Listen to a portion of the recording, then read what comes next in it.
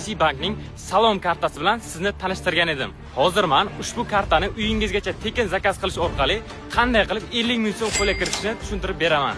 Buning uchun avvalo TBC bankning rasmiy ilovasini ochib, tepadagi Salom uchun animatsiyasini bosamiz. Shundan so'ng kodni kiriting tanlab, ushbu promokodni kiritasiz va kartaga buyurtma berishni bosasiz. Yana bir marta buyurtma berishni bosib, keyingisini bosasiz. Undan so'ng yetkazib berish yoki filialdan olib ketamandan birini tanlab, manzilni belgilaysiz. Keyingisini bosasiz va arizangiz qabul qilinib, kartangiz 3 kun ichida yetkazib beriladi. Toshkent shahrida bo'lsangiz uyingizgacha, viloyatda tursangiz bank nuqtasigacha. 50 ming so'mni qo'lga kiritish uchun Salom kartaga pul o'tkazing va u orqali nimadir sotib oling. Masalan, Mantelda.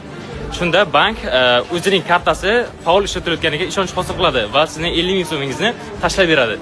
Video foydali bo'lgan bo'lsa, like bosing va bu videoni do'stlaringizga ham jo'natib qo'yishni unutmang.